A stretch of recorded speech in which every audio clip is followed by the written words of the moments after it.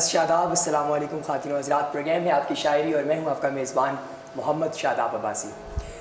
ناظرین، بعض دفعہ آپ کی زندگی میں آپ کوئی ایسا کلام پڑھتے ہیں، ایسا کلام سنتے ہیں، آپ کے گوش گزار ہوتا ہے، آپ کے کانوں میں رس گھولتا ہے، جو کہ کافی دنوں تک آپ کو اپنے سحر میں ہوتا ہے۔ ہر ایک شخص کی زندگی میں ایسا عموماً ہوتا ہے، اور میرے ساتھ جس شخص کی شاعری نے یہ کیا الحمدللہ آج وہ ہمارے اسٹوڈیو میں موجود ہیں۔ میں ان کا نام بتانے سے پہلے ان کی ایک تعارفی نظم آپ احباب کے گوش گزار کرنا چاہوں گا۔ آپ لکھتے ہیں: چاند برہنہ ناچ رہا تھا فلک کے کالے جنگل میں، تشنا مٹی کی آنکھوں نے نور سے ہوس مٹائی تھی، پانی سینہ پیٹ رہا تھا ظلم ہوا تھا کرنوں پر، خوشبو خود کو بانٹ رہی تھی ملن ہوا تھا سمتوں کا، وہ اپنے سائے میں چھپ کر دیکھ رہا تھا منظر کو۔ جناب عمران فیروز، السلام علیکم عمران بھائی۔ وعلیکم السلام۔ عمران بھائی کیسے مزاج ہیں آپ؟ ٹھیک ٹھاک ماشاءاللہ، وہ تو نظر آ رہے ہیں کہ مزاج آپ کے بہت بہترین ہے۔ عمران بھائی، جس نظم کا میں تذکرہ کر رہا تھا وہ میں آپ سے ویسے بھی اکثر شیئر کیا کرتا ہوں۔ سسی ایک ایسی نظم ہے جو اپنی کیفیت میں میرے خیال میں اس سے بہتر نظم میرے تو نظر سے آج تک نہیں گزری، ہو سکتا ہے کہ آپ نے کبھی دیکھی ہو یا کہ ہمارے سامعین میں سے کسی نے دیکھی ہو۔ تو میں چاہتا ہوں کہ آج ہم ویسے پروگرام مکمل ہی انفارمل کرنے والے ہیں، تو سب سے پہلے بغیر کسی سوال کے ہم آپ سے یہ نظم سنیں۔ بنیادی طور پہ یہ نظم ہمارے دور کے فیمنزم کا نوحہ ہے، اور اس کے لیے میں نے جب باقاعدہ طور پہ سوچنا شروع کیا تو مجھے جو کردار ہماری ہندوستانی تاریخ میں سب سے اپیل کرتا تھا وہ سسی کا تھا، کیونکہ ہماری جتنی بھی داستانیں ہیں، ہیر رانجھا، سونی مہیوال، مرزا صاحبہ، ان تمام داستانوں میں آج کی جو عورت ہے اس کے مسائل اور اس کی جتنی بھی اس کے پیتھوز ہیں یا جتنے بھی اس کے غم ہیں، ان کی صحیح مینیفیسٹیشن سسی کے کردار میں ہوتی ہے۔ بالکل صحیح۔ سسی کا بیک گراؤنڈ یہ ہے کہ سسی بھمبھور کے شہر میں پیدا ہوتی ہے، لیکن اس کے والد کو بتایا جاتا ہے کہ تمہاری یہ بیٹی تمہاری بدنامی کا سبب ہوگی۔ تو جس طرح سے حضرت موسیٰ کا واقعہ ہے کہ اسے ایک صندوق میں بند کر کے وہ بہا دیتے ہیں، اور دھوبی گھاٹ کے دھوبی اسے اٹھا کے ایڈاپٹ کر لیتا ہے، اور وہیں سے یہ جوان ہوتی ہے، بہت خوبصورت ہوتی ہے، اور بادشاہ جو ہے وہ خود اس کا رشتہ مانگتا ہے دھوبیوں سے، لیکن بعد میں انٹرسیشن میں اسے کہیں پتہ چل جاتا ہے کہ یہ اس کی بیٹی ہے، اور وہ اس کو دوبارہ سے محل میں لے آتا ہے۔ اسی دوران وہ کہانی شروع ہوتی ہے جو سسی پنوں کی لو سٹوری ہے، لیکن زیادہ اہم نہیں ہے۔ ہم یہ دیکھتے ہیں کہ وہ کہانی تو سب نے سنی ہوگی کہ شی واز بیٹریڈ بائی پنو، اور جب پنو چلا جاتا ہے کیچ کے شہر کی طرف تو یہ اس کے پیچھے جا کر صحرا میں جو ہے وہ چلتے ہوئے مر جاتی ہے۔ لیکن جو کہانی ہے، جو متھ ہے، وہ یہ کہتی ہے کہ پنو بھی کیچ کے شہر سے آ کر سسی کی قبر پہ ٹھہرتا ہے، اور اس کی موت بھی وہیں پر ہوتی ہے۔ اب یہ جو نظم ہے یہ اس منظر سے شروع ہوتی ہے جب پنو اس کے ساتھ دھوکہ کرنے کے بعد کیچ کے شہر سے پلٹ کر اس کی قبر پہ آتا ہے، صحیح، تو وہاں سے اس نظم کا آغاز ہوتا ہے۔ صحیح۔ پنلب لوٹنا کیسا، محبت خان وادے کے حرم میں گڑ گئی اب تو، میرے ہر خواب پہ مٹی کی چادر چڑھ گئی اب تو، واہ، میرے عشوے میرے غمزے ادائیں مر گئیں اب تو، دعائیں مر گئیں اب تو، وفائیں مر گئیں اب تو، پنلب لوٹنا کیسا۔ واہ،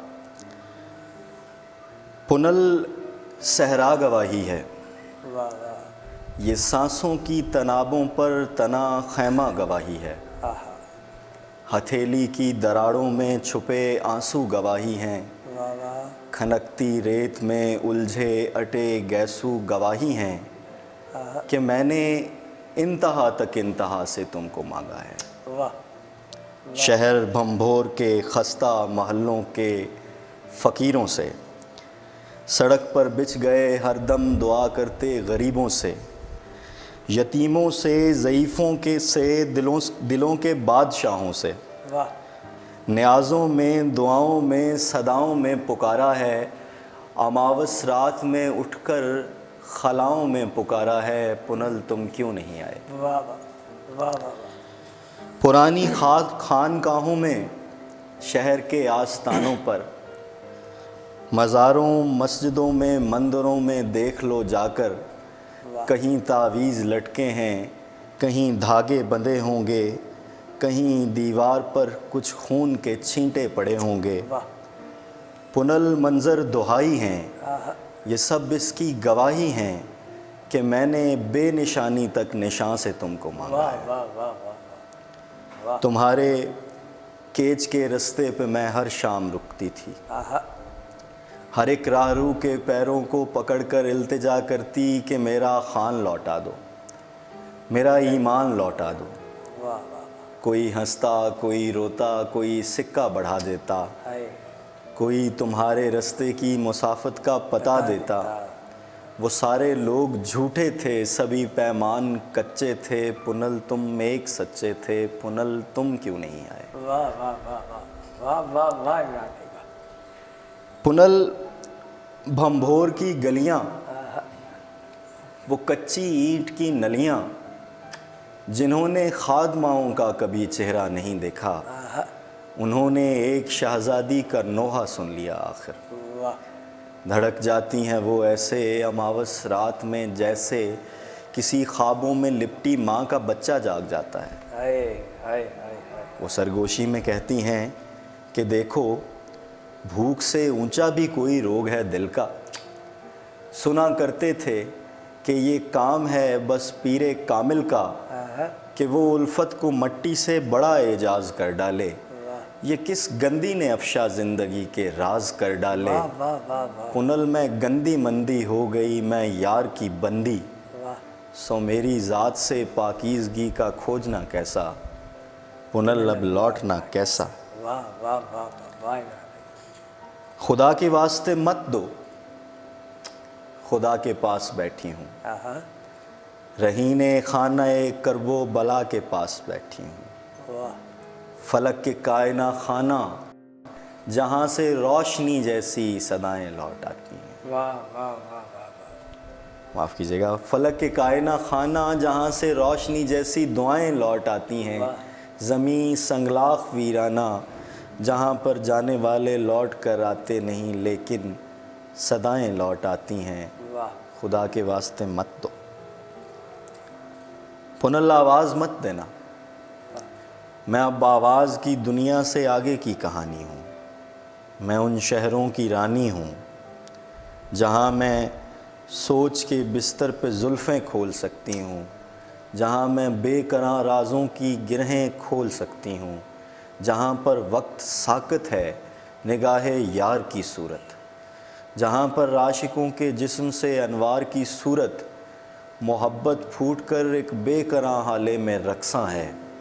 मगर आवाज़ मत देना कि हर आवाज़ सदमा है, सुभान अल्लाह पुनल आवाज़ मत देना। सुभान अल्लाह इमरान भाई, सुभान। वाह वाह वाह। पुनल तुम आदमी निकले, किसी हवा की सूनी कोख से दूजा जन्म लेकर भी तुम एक आदमी निकले। हाय हाय हाय हाय। मैं आदम जाम ज़ादी थी, मैं शहरे आरज़ू की हसरत नाकाम ज़ादी थी, मगर फिर भी पुनल तुमसे, तुम्हारे दीदाए गुम से, मेरी चाहत ने जिस अंदाज से नज़रे करम मांगा, बताओ इस तरह इतनी रियाज़त कौन करता है, बताओ खाक से इतनी मोहब्बत कौन करता है। तुम्हारे हर तरफ मैं थी, मेरी आवाज़ रक्सा थी, मेरी ये ज़ात रक्सा थी, कि जैसे फिर तवाफ़े ज़िंदगी को ज़िंदगी निकले, कि जैसे घूम कर हर चाक पे कूज़ा गरी निकले, मगर तुम आदमी निकले, पुनल तुम आदमी निकले।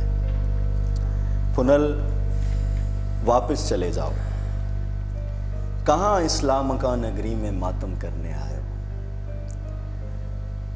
پنل یہ ریت کے ذرے، یہ خواہش کے فرشتے ہیں جو اندیکھے پروں کے زوم میں ٹیلوں کے سینوں سے اڑانے چاہتے ہیں پار نیلے آسمانوں کی۔ انہیں کیا علم کہ وہ پار تیرے کیچ کے جیسا۔ یہ اونٹوں کی قطاریں میرے اشکوں کی قطاریں ہیں، جو میرے گال کے صحرا کے ٹیلے سے گزرتی ہیں تو میرے دہن کے سوکھے کنویں تک رینگ جاتی ہیں۔ انہیں کیا علم کہ سوکھا کنواں بھمبور کے جیسا۔ پنل یہ ریت کے ٹیلے، یہ احرام حقیقت ہیں، نہ جانے کتنے احراموں تلے قبر محبت ہے، کہاں اسلام کا نگری میں ماتم کرنے آئے ہو۔ تمہارے اشک اور نوحے یہاں کچھ کر نہیں سکتے، انہیں کہنا جو کہتے تھے فسانے مر نہیں سکتے۔ انہیں کہنا کہ وہ سسی جو آدم جام زادی تھی، جسے دل نے صدا دی تھی، جو اشکوں کی منادی تھی، وہ سسی ہجر کی رسی پہ لٹکی مر گئی کب سے۔ طلاقیں لے کے پردیسی سہاگن گھر گئی کب سے۔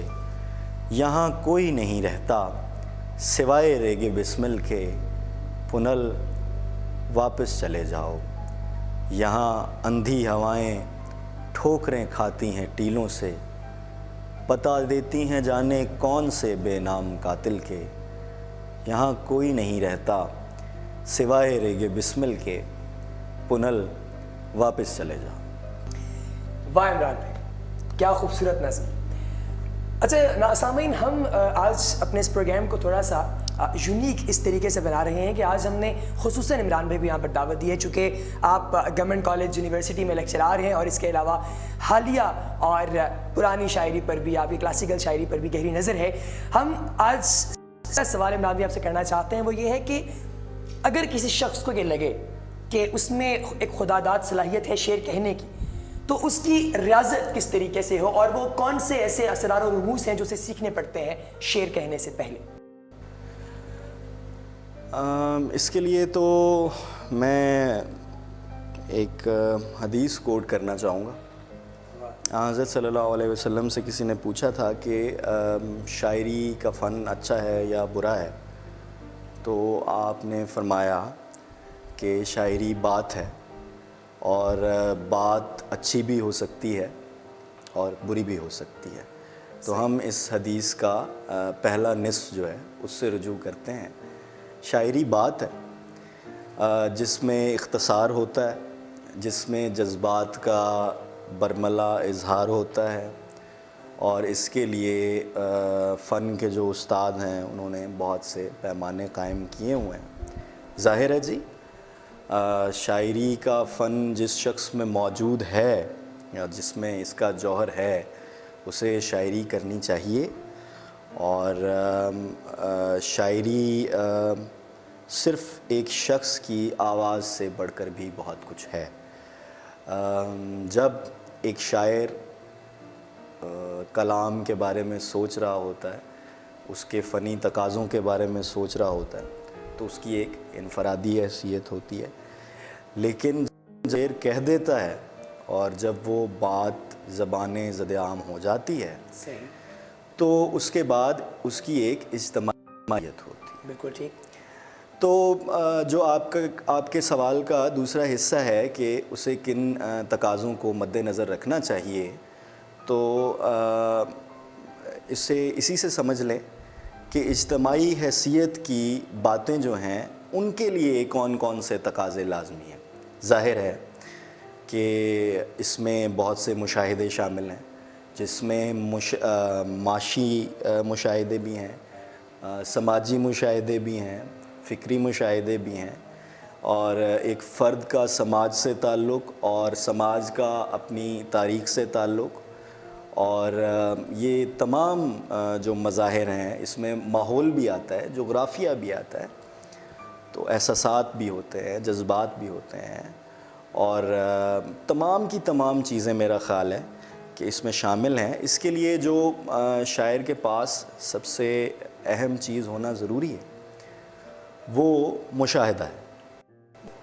اب وہ مشاہدہ چونکہ انفرادی طور پہ کیا نہیں جا سکتا، اور چونکہ تاریخ میں جو لوگ مشاہدہ کر چکے ہوتے ہیں ان کی باتوں کو پڑھ کر یا انہیں سوچ کر انسان قدر آسانی سے یہ جان لیتا ہے کہ فلاں فلاں معاملات جو ہیں وہ معاشرے کے وہ اس طرف جائیں گے، یا آپ یوں کہہ لیں کہ ایک وزڈم ضائع اس کے پاس آ جاتی ہے، ایک دانا انسان کی آنکھ آ جاتی ہے.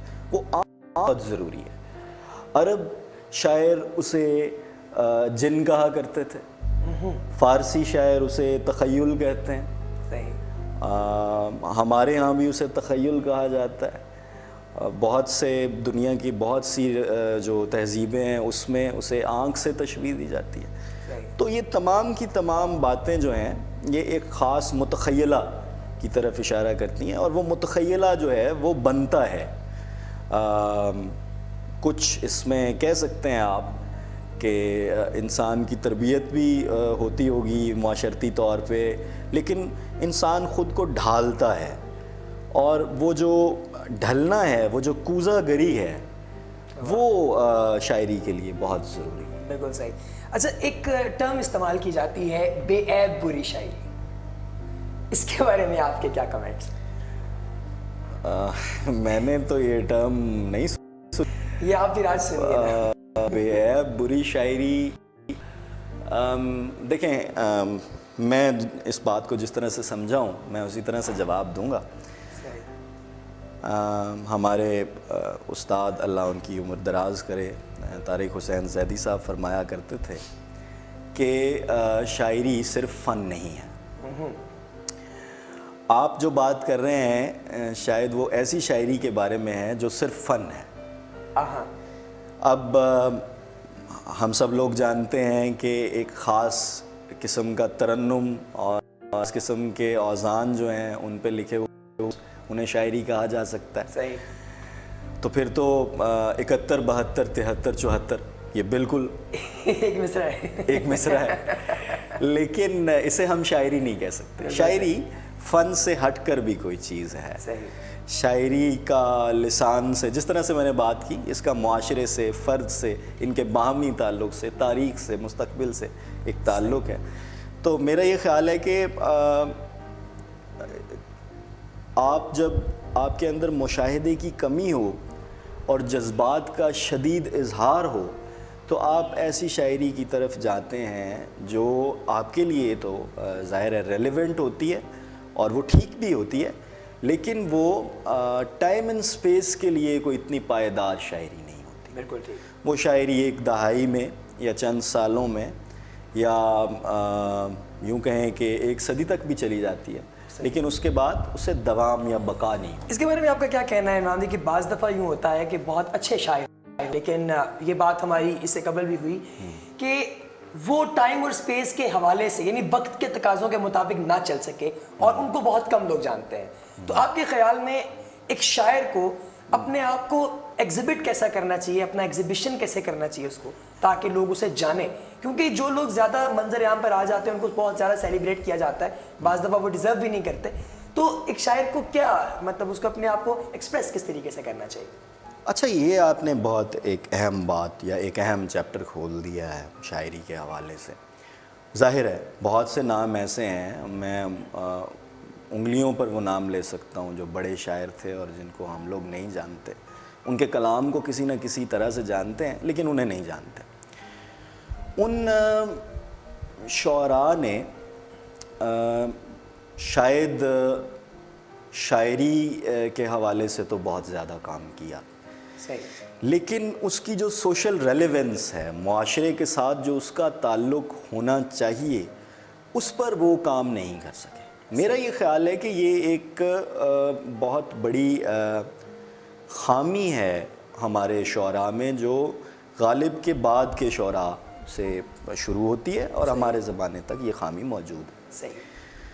اچھا، ہم غالب یا میر کو دیکھتے ہیں تو اساتذہ تو اس کے بارے میں بھی بات کرتے ہیں کہ ان سے بڑے شاعر بھی ان کے زمانے میں موجود تھے. صحیح. لیکن ان لوگوں نے اپنے آپ کو کسی نہ کسی طرح سے اپنے ٹائم اور اسپیس سے ریلیونٹ رکھا. بالکل صحیح. میر 7 بادشاہوں کے سفیر رہے. صحیح. ٹھیک ہے. سوسائٹی کے اندر ان کا ایک اپنا مقام تھا. صحیح.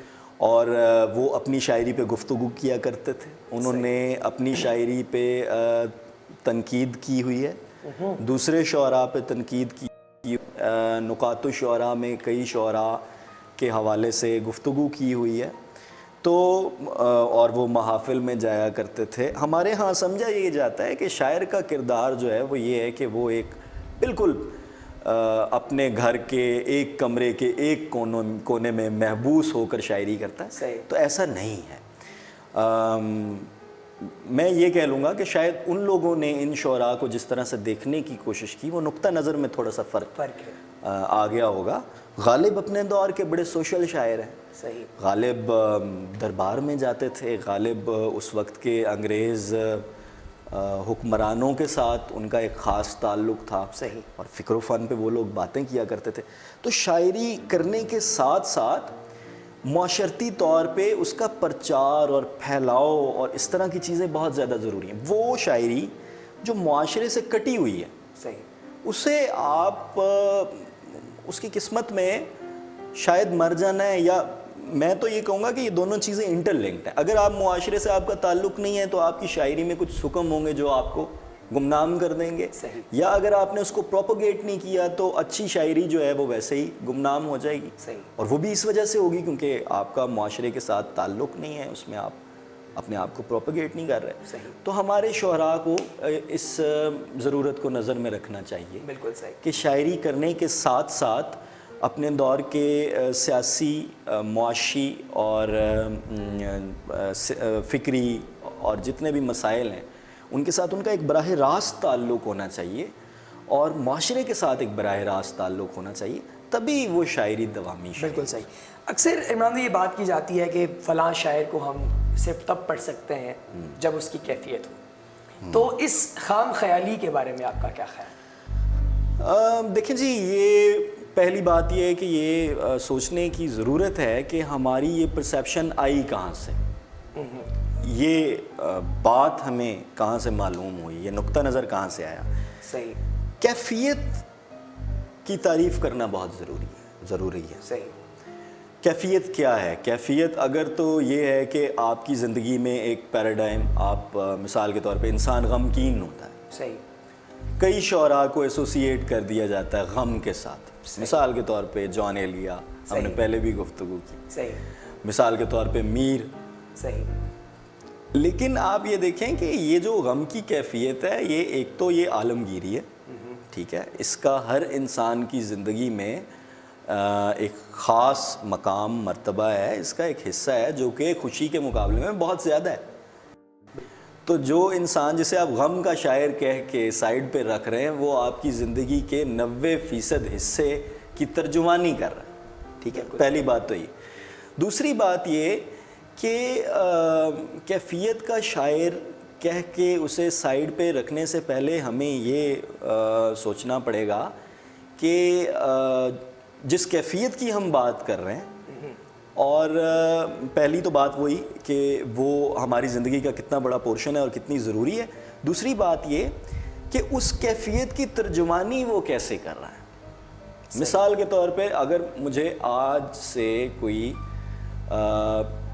150 سال پہلے ایک ایسا شعر ملا ہے جو میں آج خوش ہوتا ہوں صحیح. اور پڑھتا ہوں, تو وہ شاعر تو میرے لیے زیادہ زندہ اور زیادہ امر اور زیادہ عالمگیر شاعر ہے. صحیح. جس طرح غالب آپ آج اپنے جتنے بھی مسائل میں گھرے ہوئے ہیں, انسانی فلسفہ جو ہے وہ جو مادے کے ساتھ جڑا ہوا ہے, خیال کے ساتھ جڑا ہوا ہے, اس پہ ہم ایکسپلینیشن کے لیے کیا کرتے ہیں کہ میر یا غالب کا ایک مصرع یا اقبال کا ایک مصرع ہم استعمال کرتے ہیں. صحیح. حالانکہ اگر ہم دیکھیں تو ان کو سب کو کیفیات کا شاعر بتایا ہوا ہے. میر کو کہتے ہیں غم کا شاعر ہے, غالب کو کہتے ہیں وہ بھی جب آپ پیسو ہوں اور کچھ سوچ رہے ہوں تو اس وقت غالب کو پڑھتے ہیں. اقبال کے بارے میں اور باتیں. تو یہ جو سند دی جاتی ہے یا یہ جو بات کہی جاتی ہے، میرا خیال ہے یہ مشاہدے کی کمی کی وجہ سے۔ بالکل صحیح، یہ یعنی کہ جتنی بھی احساسات ہیں چونکہ تمام ہی انسان ہیں تو یہ انٹرلنکڈ ہیں آپس میں، بالکل انٹرلنکڈ، اور ہم ان کو ریفر کر سکتے ہیں۔ بالکل۔ عمران بھائی آپ کے لیے نظم کیا ہے؟ یہ سوال بہت زیادہ آؤٹ آف بلو آپ نے پوچھ لیا۔ نظم، میرا یہ خیال ہے کہ انفرادی اور اجتماعی فکر کی ترتیب جو ہے اس پر بنے ہوئے الفاظ کا نام۔ کیا بات ہے، واہ! اور یہ شاید میں نے ابھی سوچا ہے، ہو سکتا ہے کہ میں اس سے کانٹرڈکٹ کر دوں بعد میں، صحیح، لیکن میرا ابھی میں یہ سوچ رہا ہوں کہ نظم یہ چیز یعنی کہ اس کیفیت میں آپ یہ کہہ رہے ہیں؟ نہیں، اس کہا جا سکتا ہے، بالکل صحیح، بالکل کہا جا سکتا ہے۔ صحیح، تو نظم جو ہے وہ، اچھا اس کے لیے یہ سمجھنے کی ضرورت یہ ہے کہ نظم کو آپ کس چیز کے کمپیریزن کے طور پہ پیش کر رہے ہیں۔ اگر آپ اسے غزل کے کمپیریزن کے طور پہ پیش کر رہے ہیں تو میں پھر وہی بات کرنا چاہوں گا کہ شاعری بات ہے، صحیح، اور شعر کی اپنی ایک خوبی اور ایک خصوصیت ہے۔ شعر کبھی نہیں مرے گا، آپ یہ سمجھ لیں۔ نظم جہاں مرضی پہنچ جائے، حالانکہ میں بنیادی طور پہ نظم کا شاعر ہوں، بات جتنی مختصر ہوتی ہے صحیح، اور جتنی جامع ہوتی ہے اسے اتنی ہی زیادہ اپریسیشن ملتی ہے، اور وہ اتنی زیادہ اس کا جو ہے وہ کیا کہہ سکتے ہیں، تھرو ہوتا ہے۔ بالکل صحیح۔ تو اختصار کی اپنی ایک خوبی ہے، اور طوالت کی اور چیزوں کو کھول کے بیان کرنے کی اپنی ایک یعنی نظم جو ہے اگر وہ غزل جتنا مقام حاصل نہیں کر پائی تو اس کی بنیادی وجوہات میں سے ایک وجہ یہ ہے، یا شاید سب سے بڑی وجہ کہ نظم کافی طویل ہوتی ہے۔ نہیں، یہ نہیں کہا جا سکتا۔ دیکھیں نظم کس طرح نہیں، مطلب اب آپ کی جو مثنویاں ہیں جتنی بھی، وہ جو ہندوستان میں جب اردو آئی تو دکن سے لے کے پھر دہلی تک، اور دہلی سے چکوال، اور یہ جتنے بھی پشاور وغیرہ تک اور بلوچستان تک، یہ جتنے بھی شاعر پرانے ہیں، اگر ہم مغلیہ دور کے دیکھ لیں یا ان سے پہلے دیکھ لیں، صحیح، تو وہ طویل نظم کے حوالے سے مشہور تھے، صحیح، جو مثنوی کے طور پہ جانی جاتی۔ صحیح۔ تو نظم تو ہمیشہ سے ایک شکل میں نے جس طرح سے آپ سے بات کی نا کہ طوالت کا اپنا حسن ہے، بالکل صحیح، طویل بیان کا اپنا حسن ہے، مختصر بیان کا اپنا حسن ہے، صحیح، اور غزل اور نظم یہ دونوں اپنی اپنی جگہ پر اہم ہیں اور خصوصیات رکھتی ہیں علیحدہ علیحدہ۔ بالکل صحیح ہو گیا۔ عمران بھائی ایک آخری سوال آپ سے ہمارا یہ ہے کہ وہ لوگ جو نظم لکھنا چاہتے ہیں، آپ نے شروع میں بات ویسے قصہ مختصر ختم کر ہی دی تھی بتا کے مشاہدے وغیرہ کے بارے میں، تو آپ کیا ان کو پیغام دینا چاہتے ہیں کہ ان کو کن بنیادوں پر جو ہے وہ اپنے اس فن کو قائم کرنا چاہیے تاکہ ان کو زیادہ لوگوں کی تنقید کا سامنا نہ کرنا پڑے، اصل تنقید کا؟ میرا تو خیال ہے، میں تو خود ابھی طالب علم ہوں، سند دینا یا انہیں نصیحت کرنا تو بہت عجیب سی بات ہو جائے گی، مشورہ دے سکتا ہوں۔ صحیح، میرا مشورہ یہ ہے کہ مشاہدہ زیادہ سے زیادہ کریں، مطالعہ زیادہ سے زیادہ کریں۔ صحیح، مطالعہ اور مشاہدہ یہ دو علیحدہ چیزیں نہیں ہیں۔ صحیح، مطالعے کا بنیادی مقصد بھی اپنے سے پہلے گزرے ہوئے لوگوں کے مشاہدے سے مشورہ کرنا ہے۔ صحیح، مشاہدہ جو ہے اسے زیادہ سے زیادہ کریں، اور مشاہدہ ہی اس طرح سے میں نے آپ کو بتایا تھا کہ ان کے جن کو یا ان کے تخیل کو یا متخیلہ کو جو ہے وہ ایک طرف ہو دے گا، جسے لانجائنس کہتا ہے کہ آپ کو شاعری کرتے وقت اپنے ٹائم اور سپیس سے علیحدہ کسی جگہ پر کھڑے ہو کر دوبارہ نظر دوڑانی پڑتی ہے یا دوبارہ نظر کرنی پڑتی ہے صحیح، اپنے اوپر، صحیح، اور پھر آپ اپنے آپ کو ایک ماحول میں دیکھتے ہیں، بالکل صحیح، اور معاشرے کو بھی دیکھتے ہیں، اور ساری اپنے سے جڑی ہوئی حقیقتوں کو دیکھتے ہیں، اور شاعری جو ہے صحیح، وہ ہوتی ہے۔ تو مشورہ یہی ہے کہ مشاہدہ کریں، بالکل صحیح، جس طرح سے وہ میر صاحب کے والد نے انہیں نصیحت کی تھی کہ بیٹا عشق کیا کرو، واہ! تو یہ بھی میں تو کہوں گا کہ مشاہدے کی ایک انتہائی ہے۔ یعنی آپ ان کو عشق کی طرف بھی راغب کر رہے ہیں؟ ہاں اگر وہ عشق جو ہے وہ مسلسل مشاہدے کا نام ہے تو پھر ہونا چاہیے. تو وہ بالکل ہونا چاہیے. بالکل صحیح, بالکل صحیح.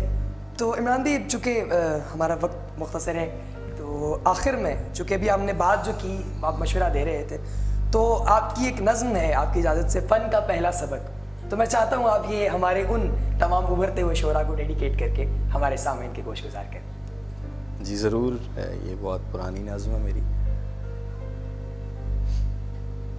کیا تناؤ کی گھڑی ہے بربتوں کے تار پر, انگلیوں کو کیا پتہ.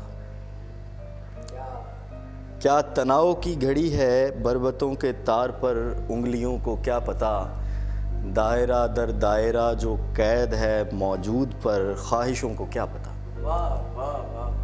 خواہشیں جو راہبوں کے دل کو گھائل کر گئیں, انگلیاں جو اس مہے کامل کو گھائل کر گئیں. خواہشیں اور انگلیاں تو درد کی طالب نہیں, المیاں یہ ہے کہ ظالم ظلم کا موجب نہیں. المیاں یہ ہے کہ ظالم ظلم کا موجب نہیں. المیاں یہ ہے کہ فن ہے سوز کا دریوزہ گر. یہ تخیل گل ہے جو پھوٹا ہے غم کی شاخ پر. درد جو دل پر لگی ہے لفظ کی محبوب ہے. زخم جتنا کارگر ہے نظم اتنی خوب ہے. اور جانے چوٹ جو دل پر پڑی ہے لفظ کی محبوب ہے. زخم جتنا کارگر ہے نظم اتنی خوب ہے. اور جانے کس دم پر دھڑکتا ہے قلم اظہار کا. یوں گھماؤ تم اسے کہ یہ بھی رقص حر بنے. کرب کو آہنگ دینا کام ہے فنکار کا. ایک ذرا زنجیر جھنکارو کہ کوئی سر بنے. واہ واہ واہ واہ عمران بھائی, واہ, سبحان سبحان. سر آپ کا بہت شکریہ ہمارے پروگرام میں تشریف لانے پر. اردو پوائنٹ کی پوری ٹیم کی جانب سے ہم آپ کے تہہ دل سے شکر گزار ہیں. ناظرین, آپ دیکھ رہے تھے اور سن رہے تھے جناب عمران فیروز کے تخیلات, آپ کے خیالات, آپ کا اظہار, اور ہمارے پروگرام کے بارے میں آپ ہمیں اپنی قیمتی رائے سے ضرور آگاہ کیجیے گا. آپ کی سماعتوں کا بہت شکریہ. السلام علیکم.